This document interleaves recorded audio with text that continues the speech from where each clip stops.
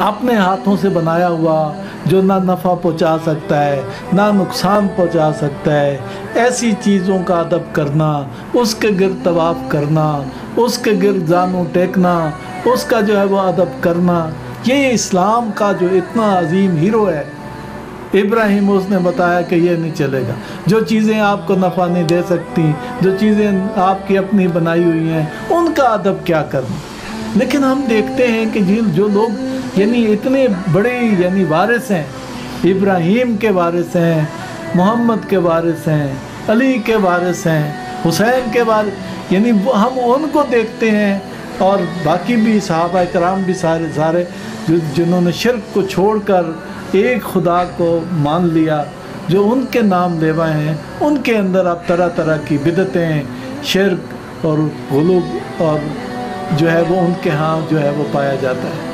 اپنے ہاتھوں سے بنائی ہوئی چیزوں کا ادب، اگر ہمارے ہمسایہ ملک میں جہاں بت پرست ہیں، اگر وہاں پر اگر ایک جانور کو، ایک گائے کو انسان سے زیادہ افضل سمجھا جانا شروع ہو گیا ہے، یہ ہوتا ہے بت پرستی کا نتیجہ، کہ انسان بے بکت ہو جاتا ہے، اور یہ جو چیزیں جو ہیں جن کو آپ نے اپنا الہ یا مقدس جان لیا ہے، انسان کی تقدیس ختم ہو جاتی ہے، ان چیزوں کی تقدیس ہم اپنے ملک میں دیکھتے ہیں، بعض گروہوں نے جانوروں کو ایسی پوجا پاٹ انہوں نے شروع کر دی اس کی کہ انسان پیچھے رہ گیا ہے، اور اس کا جو ہے وہ ادب کرنے لگے ہیں۔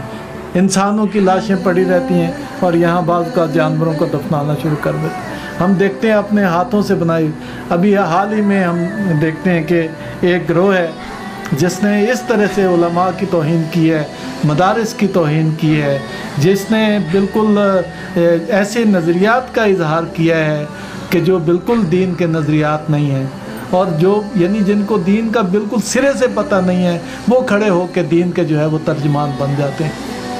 یعنی جن کو بت شکن ہونا چاہیے تھا اور بت شکنوں کا وارث ہونا چاہیے تھا، وہ آ کے اس طرح کی جو ہے وہ ان کے ہاں سے بت پرستی کے جو ہے وہ مظاہر دیکھنے کو آ جاتے ہیں۔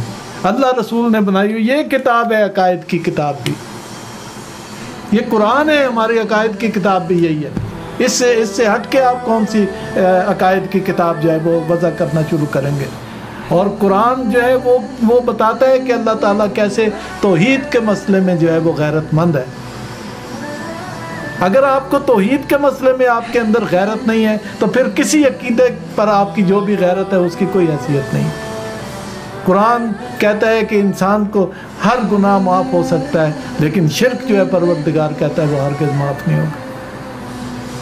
تو ابراہیم کے اس طرح کے عظیم الشان کارنامے سے ہمیں یہ سبق ملتا ہے کہ ہمیں سب سے پہلے غیرت مند توحیدی ہونا چاہیے، کہ ہمیں اپنے پروردگار پر جو ہے وہ ایمان لانا چاہیے، اس کی توحید پہ ایمان لانا چاہیے۔ کوئی نبی پاک نے کہا لا الہ الا اللہ کہو اور فلاح پا جاؤ، قولوا لا الہ الا اللہ تفلحوا، لا الہ الا اللہ کہو اور فلاح پا جاؤ۔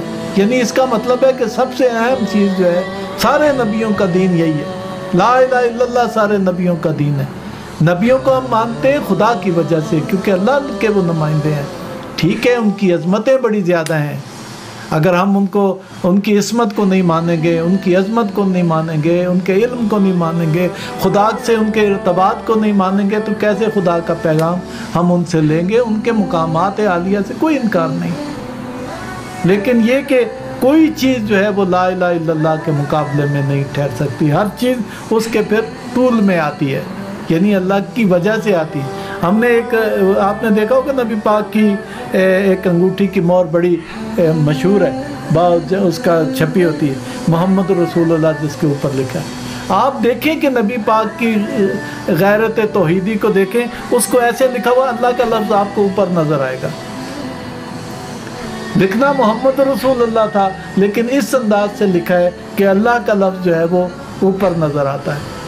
ہم دیکھیں امام خمینی جو ایک توحید پرست اور اس دور میں طاغوت شکن رہبر کے طور پہ سامنے آئے، وہ ایک کرسی پر بیٹھتے تھے آ کے خطاب کرنے کے لیے، ان کے اوپر لکھا ہوتا تھا کلمۃ اللہ ہی العلیٰ، اللہ کا کلمہ جو ہے نا وہ سربلند ہے، آپ غور کریں کہ کیسے نبی پاک نے یعنی جب بت خود گرا سکتے تھے سارے وہ گرا دیے، توڑ دیے لاٹھی مار کے. ایک بت خانہ کعبہ میں اوپر تھا، اس کو گرانے کے لیے علی سے کہا یہاں پہ چڑھ جاؤ.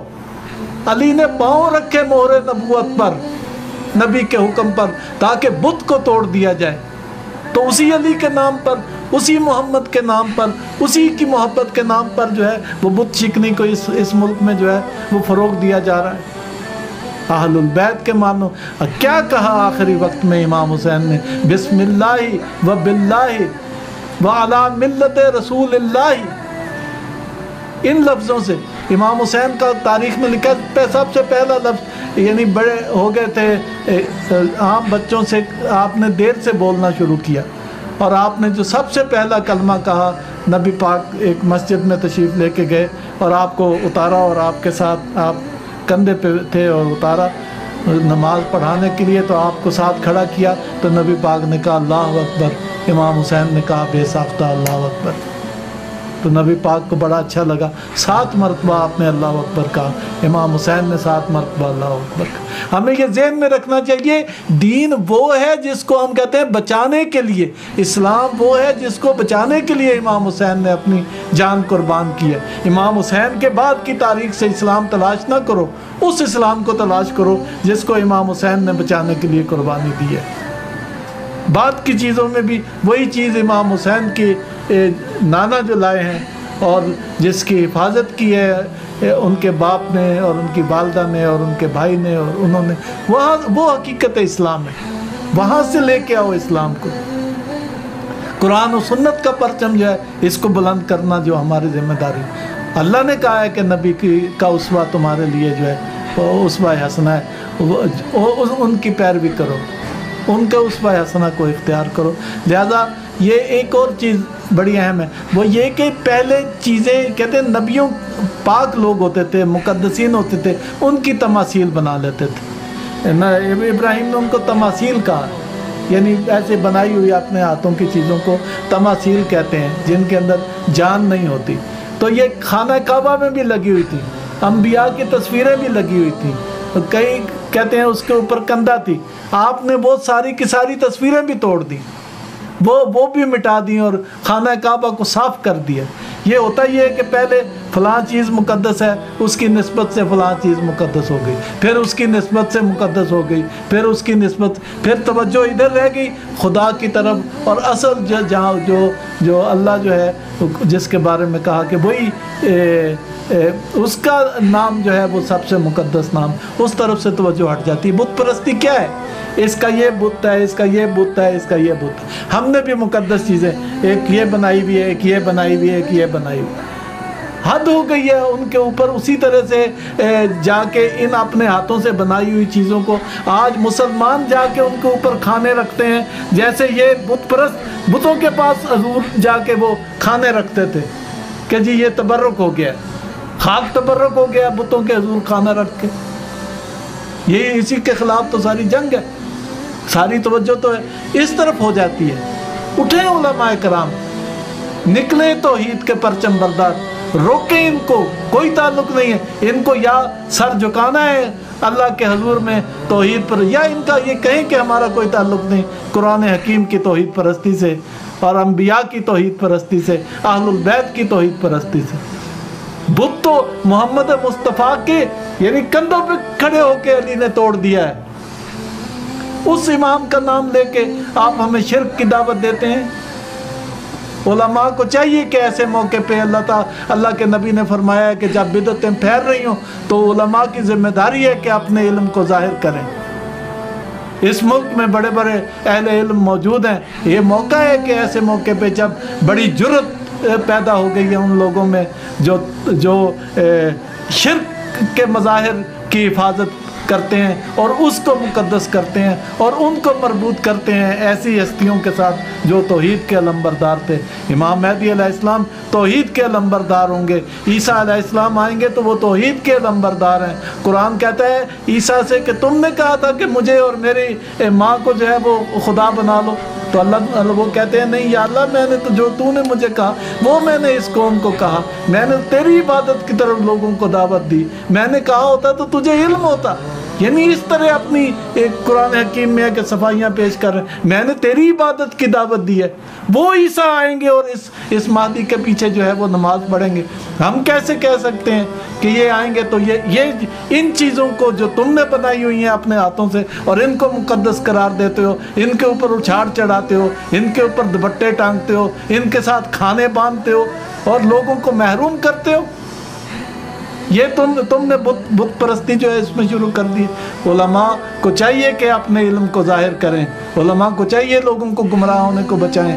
کوئی اس میں یعنی ابراہیم اگر آگ میں کود سکتے ہیں توحید پرستی کا پرچم بلند کرنے کے لیے اور توحید پرستی کا علم بلند کرنے کے لیے، تو ہم بھی یہ توحید پرستی کا پرچم جو ہے بلند کر سکتے ہیں۔ لیکن جو علماء ہیں ان کی ذمہ داری یقیناً اس میں زیادہ ہے کہ وہ اس میں بلند ہوں اور وہ نکلیں۔ میں یہاں واضح کر دوں، غازی عباس کا علم حق کا علم ہے۔ دنیا میں جہاں حق ہے وہاں اس کا ساتھ دو، دنیا میں جہاں طاغوت ہے وہاں اس کے خلاف اٹھو۔ غازی عباس سچ اور حق کی حمایت میں باہر نکلے تھے، انہوں نے اسلام اور محمد مصطفیٰ کے ساتھ جو وفا کی ہے وہ حق کے ساتھ وفا کی ہے۔ آج بھی دنیا میں حق و باطل کا مارکا جو ہے وہ گرم ہے۔ یہاں پہ جو لوگوں نے طاغوت کے خلاف سینہ سپر ہوئے ہیں ان کے خلاف ان لوگوں نے ہرزہ سرائی شروع کر دی ہے۔ دنیا میں جو استعمار ظلم کے خلاف اٹھے ہیں ان کے خلاف انہوں نے ہرزہ سرائی کی ہے۔ امام زمانہ آئیں گے تو ان کے بارے میں واضح ہے کہ دنیا جیسے ظلم و جور سے بھری ہوگی وہ اسے عدل و قسط سے بھر دیں گے۔ دین کا تعلق کسی خاص ملک سے، کسی خاص وطن سے، کسی خاص علاقے سے نہیں ہے۔ اگر اس طرح سے ہو تو یہ قرآن تو عربی میں ہے، مکہ اور مدینہ میں نازل ہوا ہے، ہمارا کیا رشتہ ہے اس کے ساتھ؟ دین سرحدوں سے ماورا ہے، یہ آسمانی ہدایت کا نام ہے، اور لوگوں کو بالکل گمراہ جو ہے وہ جو کرنے کی کوشش کی گئی ہے، اس کو ہم فرزندان توحید ہم اس کو کسی صورت قبول نہیں کریں گے۔ والسلام علیکم ورحمۃ اللہ وبرکاتہ۔